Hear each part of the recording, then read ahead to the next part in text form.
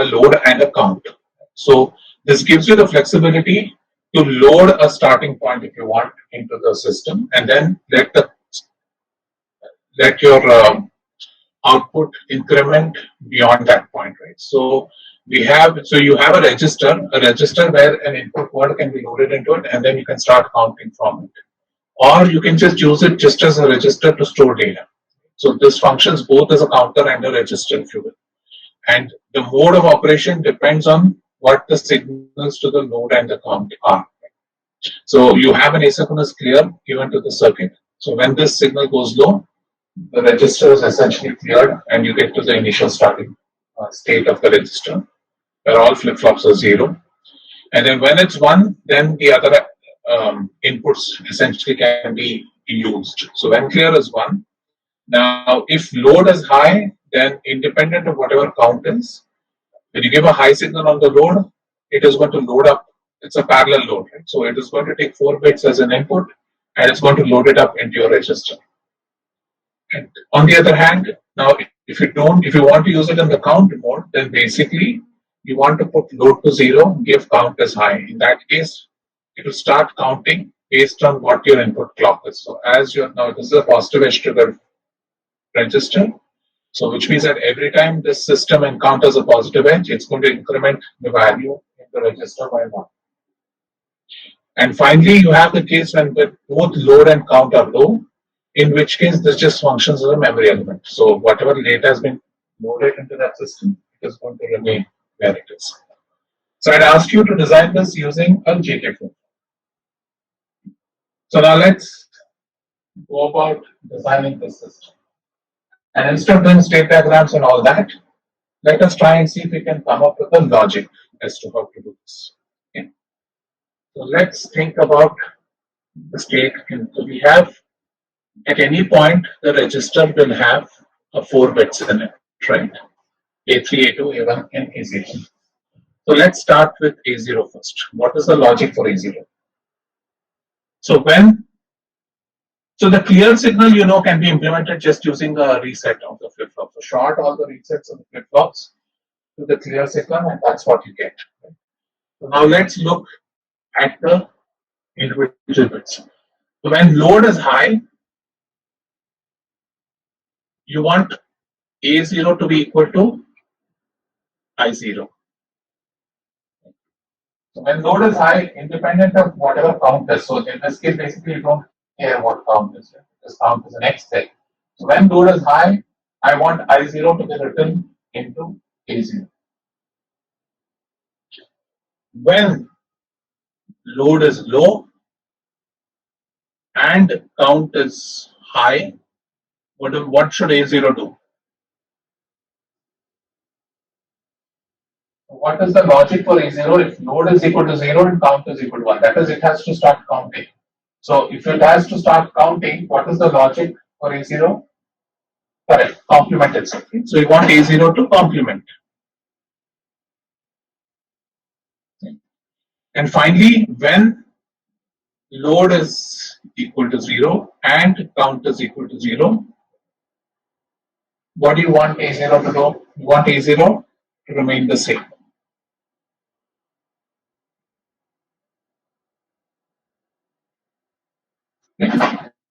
So this is the logic for A0. These are all the options. Are there any options I missed here? So now let's think about the JK flip-flop for A0. So how do we design the inputs of the JK flip-flop?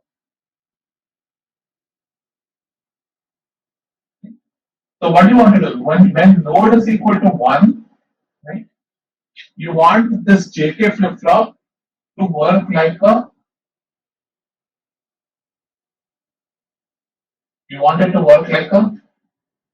D flip-flop, right? When load is 1, you want the JK flip-flop to work as an D flip-flop. So how do you end up doing that? How do I convert a JK flip-flop to a D flip-flop? Is 0, 0 correct? What is a D flip-flop? A D flip-flop has one input, which is D, right? So if I want to convert a JK flip-flop to D flip-flop, what do I need to do? D and D prime. Everybody with me? It has to be D and D prime, right? So it can't be 0, 0 or 1, 1. Remember, you're converting a JK flip flop to a T flip flop, right? So your JK flip flop has two inputs and a clock. You want to take it to a one input, one clock system. And so the way you convert a JK flip flop to a D flip flop is that you do a D and D prime to J and JK, to J and K, you get the D flip flop. So what do you want to do? So basically, so let's call this load, I'll call this L and I'll call this C, okay, which is to shorthand my. So when load is high, right, you want your J0 to be I0 and your K0 to be I0 bar. We just discussed to convert a JK flip flop to D flip flop, I need to give D and D prime to its J and K inputs, right? And I want to give these inputs only when load is high. When load is 0, I don't want to give this, right? So J and K have to be L times I0 and L times I0 prime. Following that? Okay. Now, what is the other condition?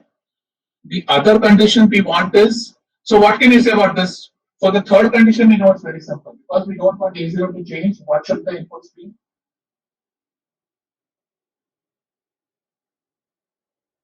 So for the third condition that we have here, when load is 0 and count is 0, what should the input J and K be? 0, 0, right? So that we don't need to worry about. So the only other expression we need to worry about is this condition. That is, when load is 0 and count is 1, I want it to toggle. Right? And what is the condition for toggling? Right. So 1, 1. So what do I want? I want J and K to be 1 when count is 1 and load is 0. So this term CL prime, CL prime will go to 1 only when count is 1 and load is 0. Right? So now if I look at my input to the JK flip flop for A0, it can be written as L times I0 plus C times L bar. So you can either implement this as a mux or you can implement it using AND and OR gates, right? If you use a mux, then you use L as your select and you use the lowest one mux. Following the design. Now let's do A1. Let's use the same logic for A1. What is the logic for A1? So A1 is the same thing, right? When load is equal to 1, I want A1 to be I1. When load is equal to 0 and count is equal to 1, what should A1 do?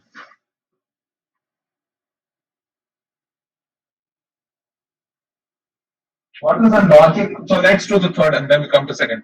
The third one is when load is equal to 0 and count is equal to 0, right? I want A1 to remain the same. So this mode and this mode and this mode we know how to do. What is the logic for this? When it starts counting, correct, Rishabh, the sum depends on A0, right? So this will count only when A0s are high. Right? Exactly. So it has to toggle at the negative edge of A0. So now let's think about the expression. So this is going to, when L is equal to 0, toggle at A0 equal to 1. So when A0 is equal to 1, then my A1 has to toggle. Remember, this is a synchronous, right? So now let's write the expression for J A1 and K A1. So using the same logic here, right, JA1 can be written as I1 times L. This is going to be I1 prime times L. What is the next? Next, I wanted to complement only when L is equal to 0, C is equal to 1, and A0 is equal to 1. Right? So the logic is going to be CL prime A0.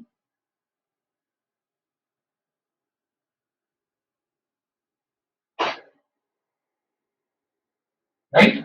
So the logic for J and K inputs for the second flip flop again are you load it using this and You complement it whenever A0 is 1. So at the negative edge of the flip flop, you have to complement at the negative edge of A0, you have to complement it. And you complement it only when CL prime is true.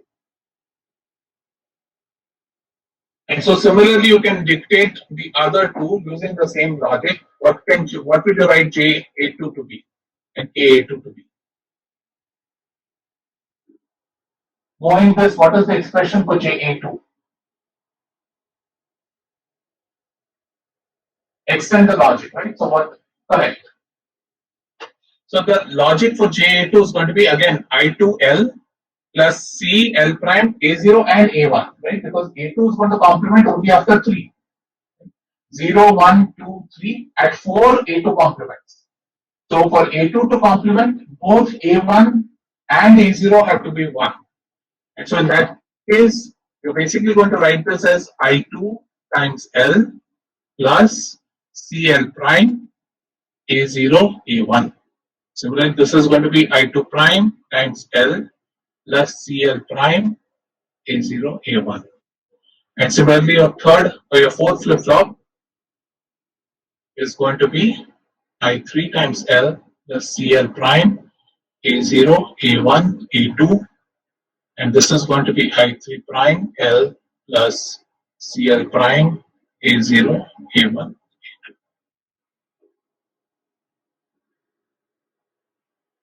So after we are dealing with a no change condition because JK flip flop is a 0, right?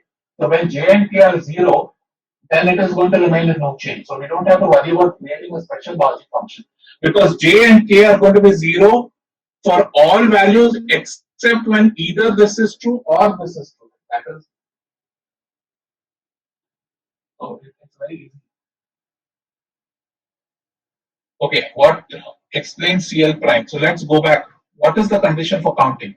When you want the register to up count, you want this condition to be true. That is, you want your load to be 0 and you want your count to be 1. Right? And so, what is the Boolean expression which satisfies load equal to 0, count equal to 1? CL prime. Right? So, all you do is you want to toggle A0 only when we have enabled this option, which is counting up option, and that is enabled when C is equal to 1 and L is equal to 0, which is CL prime. Ashutosh, is that you understand? And so all we are doing is just putting that into the Boolean function. And so if I want to, and then remember I had this last, so suppose I want to add another input to it. Suppose I want to add another output to this, say some output Y, which goes high whenever I've reached 15. So whenever I've reached 15 and I'm going back to 0 after 15, I want this output to go high, this Y output to go high. So how would I design the Boolean logic for Y? So I want Y to go high when I've counted to 15 and then the final transition when 15 is going back to 0. At that point, I want to send a high output at Y. So how do I do that? What is the Boolean for Y then? Very good, right? So the Boolean for Y then will become this expression out of it, right? So your Boolean for Y is going to be CL prime, A0, A1, A2, A3. Okay? So this is going to track when you go from 15 to 0. So Kanak, you're right. Why do you need CL prime? You'll ask me. But so this is because suppose the user decides to stop at 15. If the user decides to stop at 15, then you don't want this to go high. You want this to go high as a warning saying that, okay, I'm counting from 15 back to 0. So if you want to use this as a decay counter, you need to update yourself by 1 for the next unit, right? And so therefore, for that condition, we put in the CL prime. So CL prime is telling me that this chip is in count mode. So which means it's telling me, okay, expect the next term to be 0. So we're counting after 15. So next term is 16. Okay. So now, if you had this counter, let's assume that I gave you this parallel load counter, and I asked you convert it to a BCD counter. How will you do it? Without Don't worry about going into the counter. This is a chip, right? This chip is available in the lab. So I'm telling you now implement a BCD counter using this chip. So how will you implement it? What can you do?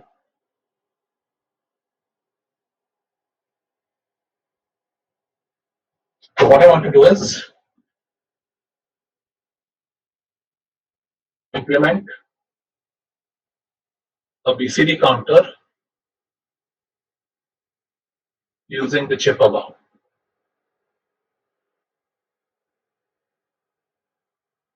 What is the BCD counter? BCD counter means after 9, it should go to 0.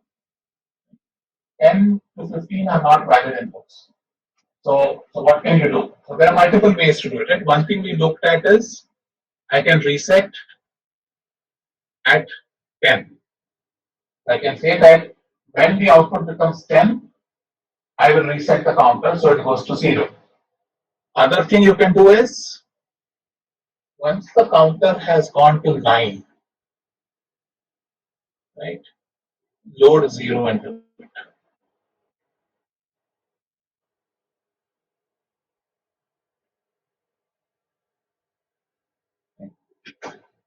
So I can do two things. If I do the reset at 1010, I'm going to get a spike of 10 at the output. So the other thing I can do is I know that after 9 it has to go to 0. So I'll keep the input designed in such well. I'll design I0 to I3 in such a way that I0 to I3 becomes 0 at 9, and then I generate a load signal. And so I can use that logic to also convert this to a BCD counter. Right? And both can be used. The advantage of the second method is second method will not give you a spike of 10. The first method gives you a spike at 10. The second method won't give you a spike. The second method is a cleaner method because you're essentially implementing a 10-state sequential state machine. So think about how you're going to implement this. I'm going to leave it here. You think about how you're going to implement it. So now, if I ask you a question, now that you've done counters, you've done asynchronous counters and synchronous counters, which counter is a fast counter? If I'm just going to worry about speed, do you think an asynchronous counter is a fast counter or a synchronous counter is a fast counter?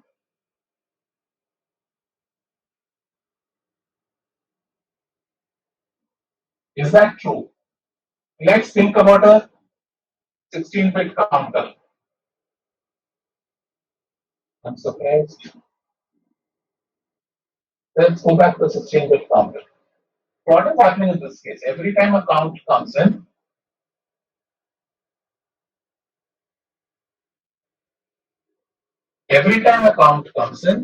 right, this signal has to propagate, right? First A0 has to flip, then the input to the second flip flop will change, then A1 changes, then the input to the third flip flop changes, and so on and so forth.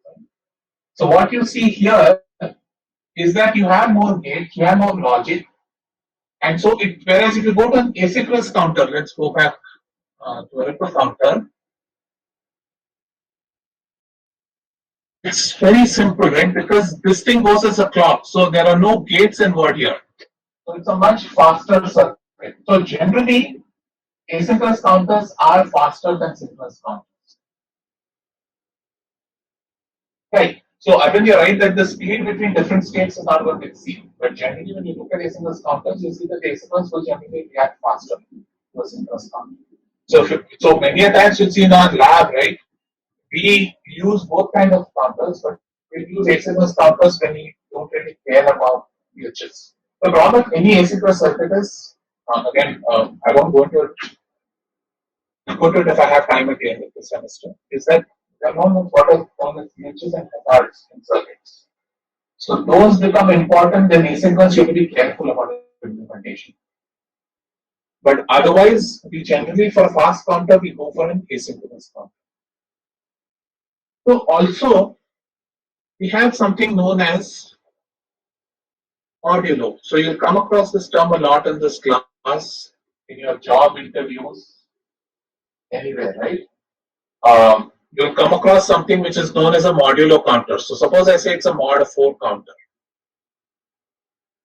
What does a mod 4 counter mean?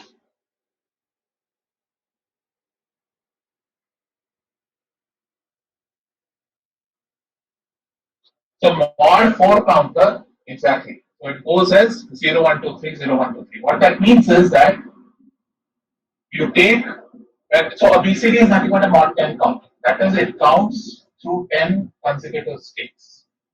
So you should be able to design any mod counter given to you. Right? And what is the advantage of designing mod counters? Mod counters tend to be easier to design. For example, suppose I want to design a mod 4 counter. How many flip flops do I need? Minimum number of flip flops I need? 2, right? You can design with 4. You're not going to be wrong. But the minimum number of flip flops needed for a mod 4 counter would be 2. So similarly, suppose I want to design a mod 7 counter.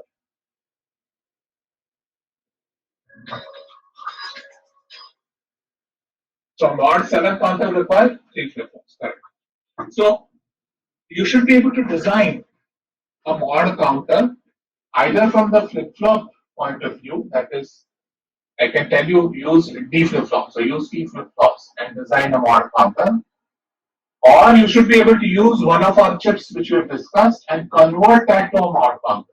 Right? So there are two ways to implement this. Either implement it using flip flops and logic, or I can also ask you use a 4-bit counter and implement this. So you should be able to do both.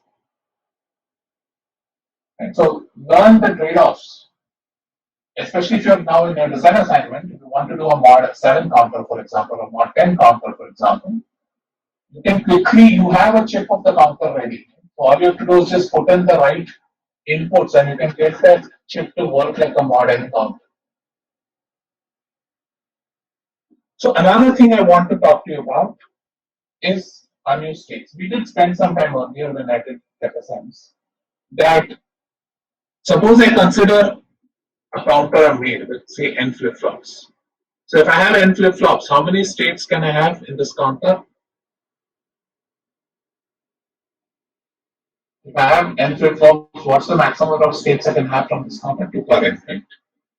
So this is the maximum number of states I can have. Now when you're designing modular counters, you may not be using all the states. So there are some states which you don't care about, right? And we said they don't care states. Now, so for example, let's think about, suppose I've designed, a modulo 6 counter.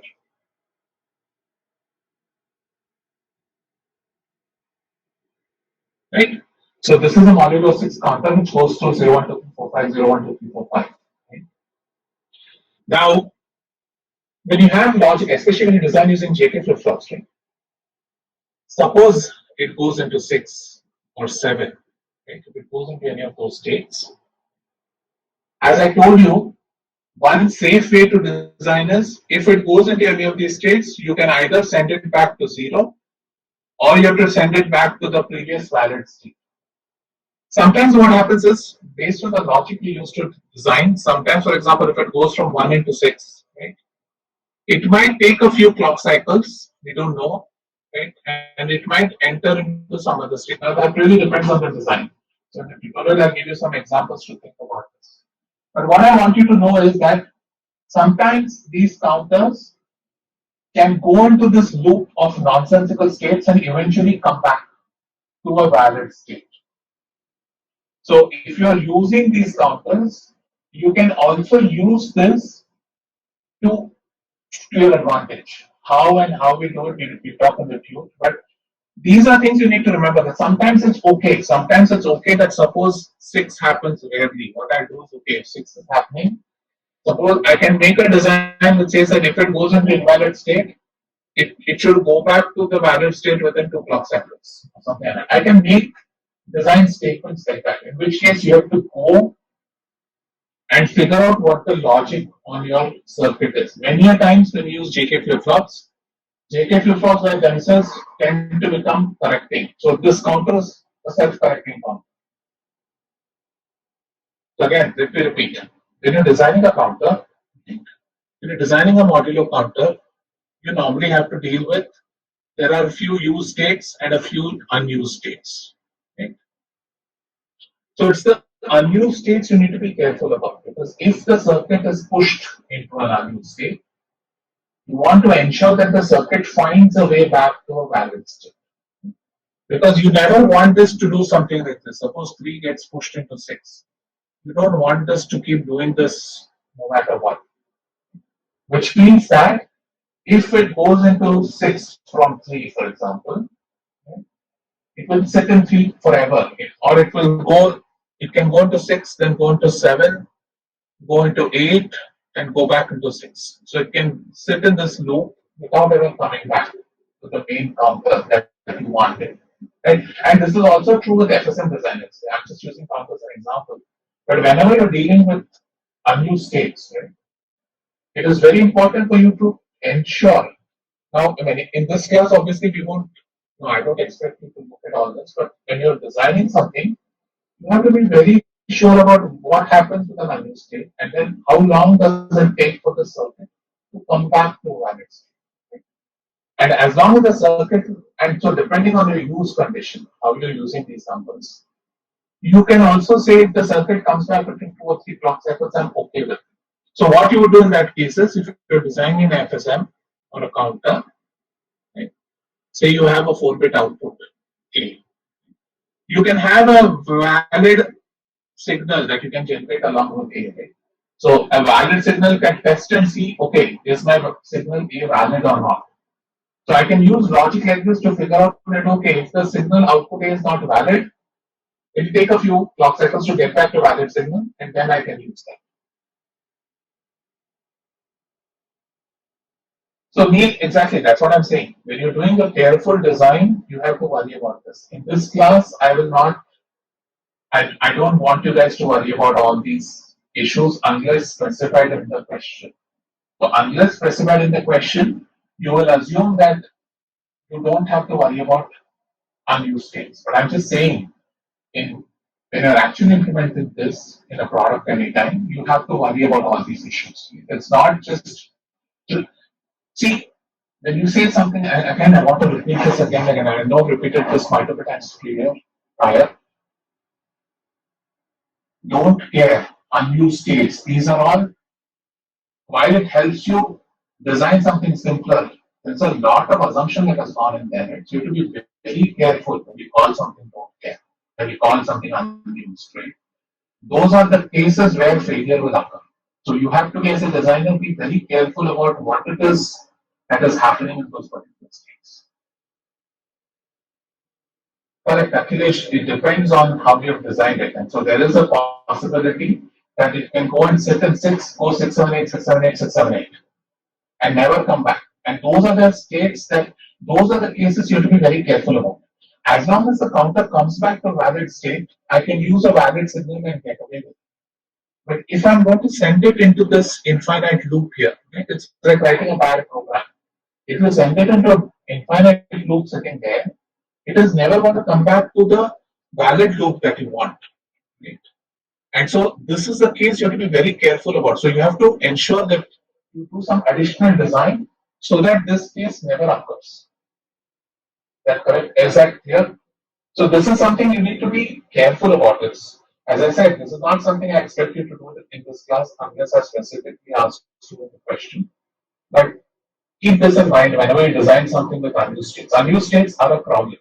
I'd rather use states which I know I'm going to use all of them rather than design a circuit which has unused states. Okay. So we spoke a little bit about what are known as timing signals. Right? So that is, suppose you want to design a sequential system, right, which has say 4 blocks. There's block A, block B, and block C, for example. And data flows through these different stages. So this is the flow of data. So every time, so you can think about your logic as I'm processing data through block A first, then through block B, then through block C. And so when we do that, what we do is we decide, because all of them are associated with certain times. Right? What we'll say is when data shows up at this end of A, it takes some time to process this through and get a valid output at A. Okay? And so therefore what we do is we normally enable, so we generate what are known as timing signals, which says that okay, first let me enable A, right, and ensure that processing of data gets through to A, then I enable B and shut down. Okay. Then I push the data from input of B to output of B. Then I shut down B and enable C. So what you see is there are these three signals have to be independent in time. You shouldn't have them as overlapping signals. For example, you want the enable, suppose I take an active high enable, you want A to be enabled this way, and then you want B to be enabled here, and then you want C to be enabled here. Right? So you want these three enable signals to be substantially different in time and not overlap with each other. And so one way we looked at networks, we used a counter and a decoder. Right? So what we did was we took a counter, we passed it through a decoder, and because we know the decoder always gives, depending on whether it's active high or active low, it always give one output as either a high or a low. So which means that the outputs of the decoders may be used as the various timing signals. So now what happens here is that suppose I want to use, suppose I want to generate 2 power n timing signals.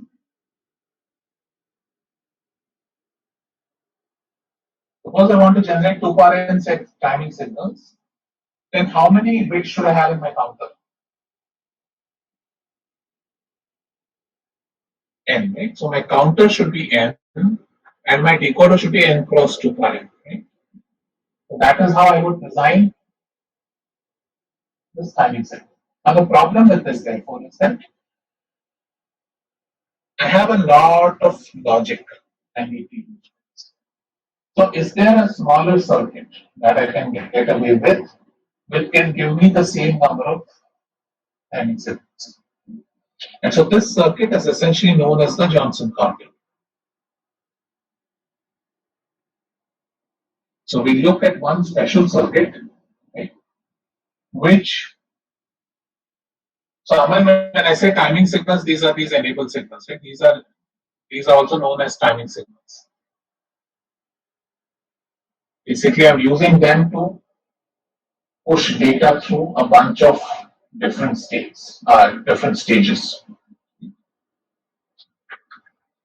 So let's look at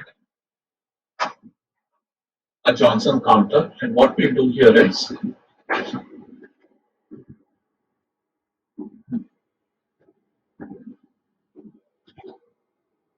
so what can we do with this? So let's think about a circuit.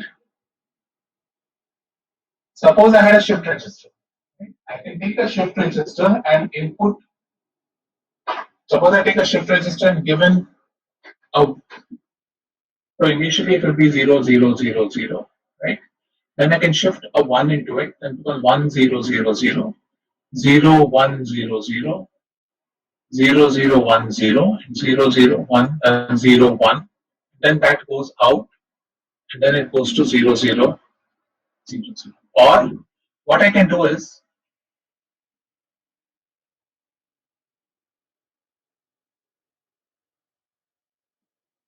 suppose I have a shift register where I carry the input and output together, and initially suppose I had 100. By shifting this output, by shifting this one, I can generate timing signals, right? Because now if I take the various outputs of the shift register, I get the various timing signals. What I'm saying is that suppose let's take 4 shift registers.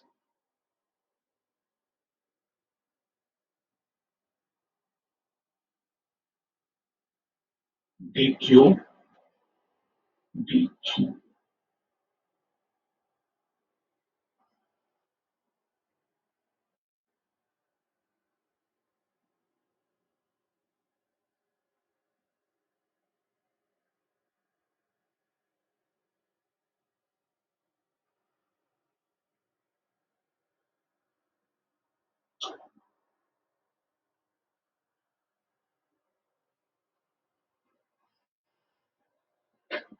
So suppose I've initially written 8 into this shift register. And as I put it in shift mode, right, I'm circling this 1 from this flip flop all the way to the flip flop and back again. So in that case, how many states do I have? I have using the shift register, I can generate 4 states.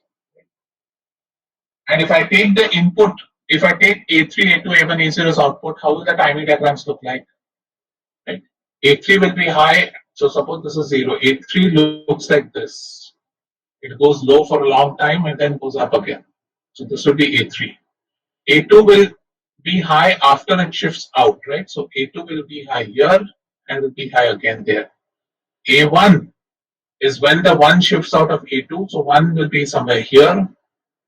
And similarly, A0 would be, so I can use a shift register, right, to generate timing signals if I connect it as a ring counter. So what I've done here is I've taken the shift register, taken its serial output and passed it as a serial input again.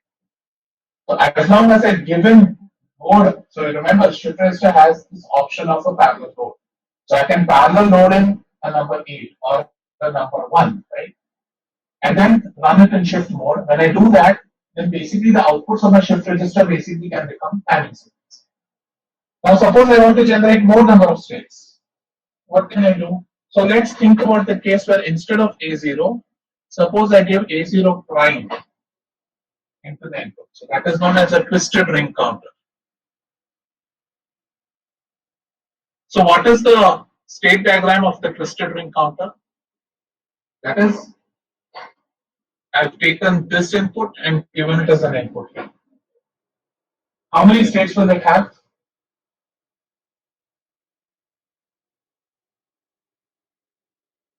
No, it's not 4 states. Think about it. Instead of A0, I'm giving A0 prime into it. So can you list out the states for me? 8 is correct, right? Let's look at how it is. Let's assume that I'm starting with 0, 0, 0, 0. So let's assume initially 0. A0 prime is 1, right? So the next signal after A0, 0, 0 is going to be 1, 0, 0, 0. Output still remains a 1, so this goes to 1, 1, 0, 0. Again 1 again because this, so 1, 1, 1, 0. Okay. Again 1 output, so it goes to 1, 1, 1, 1. Okay. Now this has become 1, so this goes to 0, then you push in a 0 in, right? So it goes 0, 0, 0, 0. Again a 1 at the output goes 0, 0, 1, 1. Again a 1 at the output goes 0, 0, 0, 1. And then again at the output goes to 0. Right? So if I use a twisted ring counter, I can get 8 states from the circuit. And what are the 8 states? Basically 0, 8, this is 12, this is 14, this is 15, this is 7, this is 3, and this is 1. So 0, 8, 12, 14, 15, 7, 3, 1. Right? These are my states. So then I can use these states to generate 8 timing signals.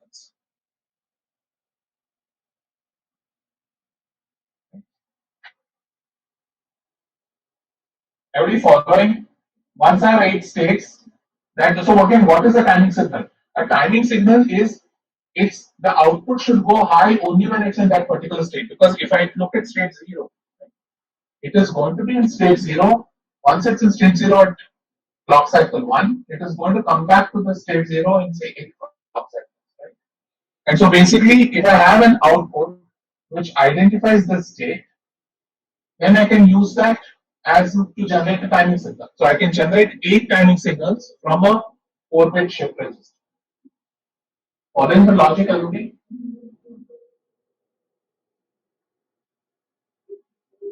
Now, obviously, in this case, the rest of the states can be treated as don't care, right? So if you were in DD, which is your first class, I can basically treat 2, 4, 5, 6, 7 is there, 8 is there, 9, 10, 11, 12 is there, 14, 15 is there, so 30. Okay. So if I want to design the logic, one thing I can do is I can treat all of these states as don't care and then design the logic. So that would be what you would do if you were in this class. But later you have to think, is that the fair logic? What happens if these states get muddled up and all? Right? So ideally what I would do is once I have this, I'll use these don't care conditions and from that I can design what my outputs need to be. But what I want you to remember is basically I can generate 8 timing signals with 4 flip-flops, right? Or 2k timing signals with k flip-flops. So this becomes a very convenient thing, especially if you're not dealing with orders of 2, right? Like when you're dealing with timing signals of 16, 32, you can use a decoder technique because the shift rates doesn't come that much longer. Let's say if you have to generate 6 timing signals or 8 timing signals. Sometimes you see that people prefer a Johnson counter to do that rather than go through the entire binary counter. Right? Just like this requires less area, it requires less hardware.